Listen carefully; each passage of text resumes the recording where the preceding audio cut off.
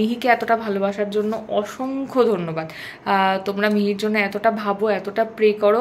মিহি সত্যিই ব্লেসড, মানে আমার প্রচন্ড ভালো লাগে, আমি মন থেকে খুশি হই। মাম্মা এইদিকে হ্যাঁ মামা আছে। উড়ে বাবারে মুখটা ছোট হয়ে গেছে একদম। গুড মর্নিং, প্রিয়াঙ্কার সাথে একটা নতুন ভিডিওতে তোমাদের সবাইকে ওয়েলকাম। বাজে এখন 9:30।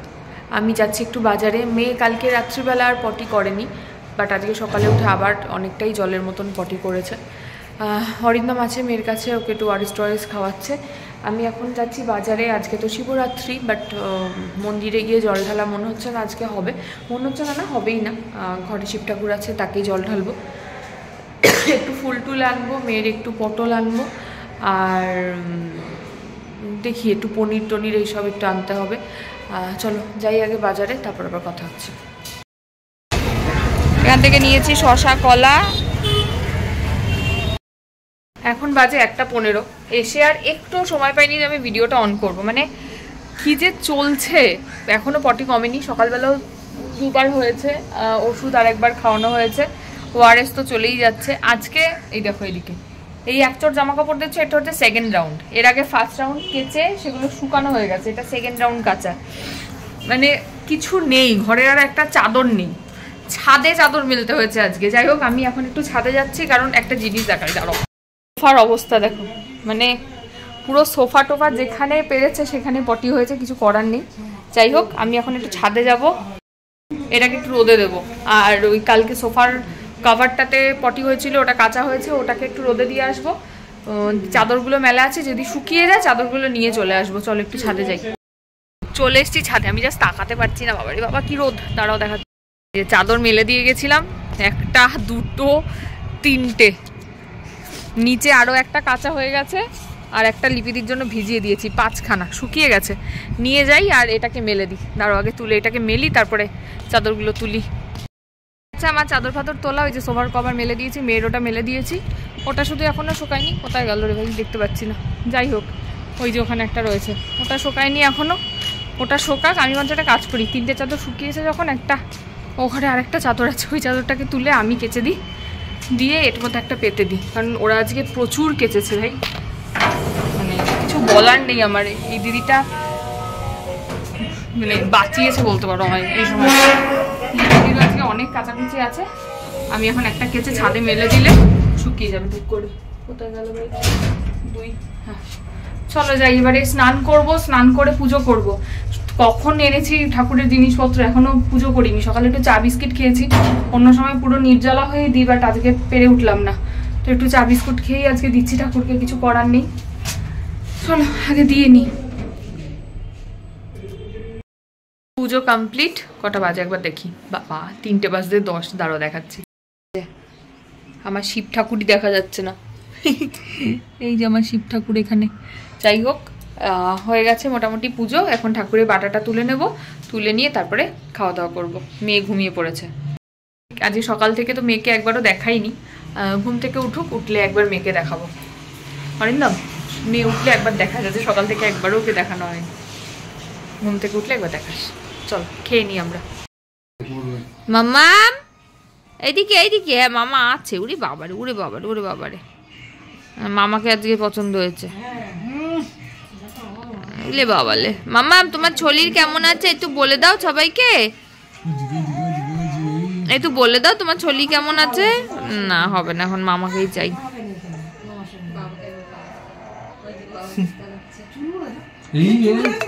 বলে বাবালে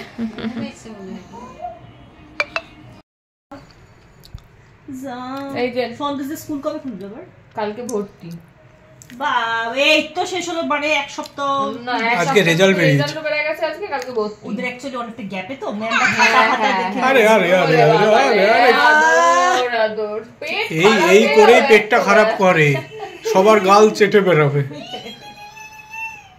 ঠিক আছে শরীর তোমার?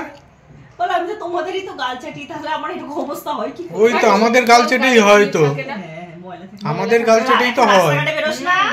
গালে ময়লা থাকে না। মুখটা ছোট হয়ে গেছে একদম। এখন টাইম হচ্ছে রাত্রি 11টা, আমাদের ডিনার হয়ে গেছে। আজ ডিনারে ছিল মুগের ডাল, ভাত আর তার সঙ্গে আলু পোস্ত। এখানে মেয়েকে ওআরএসের যুদ্ধ চালানো হচ্ছে। ওআরএস খাওয়ার জন্য মানে কি করছে একটা ওআরএস খেতে গিয়ে।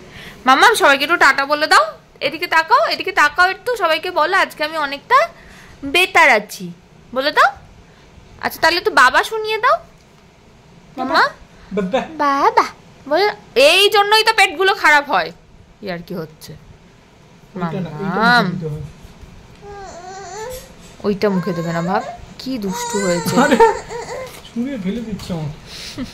মাম্মা এদিকে এদিকে, মাম্মা মিমিদের একটু বলে দাও। এই দেখো দেখো সবাই মিমিরা জিজ্ঞেস করছে তোমার কথা। মা ওদিকে ভাইয়ের লুচি বানাচ্ছে, আর ভাই খাবে পনির দিয়ে লুচি। মা কি খাবে? মায়ের খাওয়ার কোনো ঠিক নেই, কি খাবে জানে না।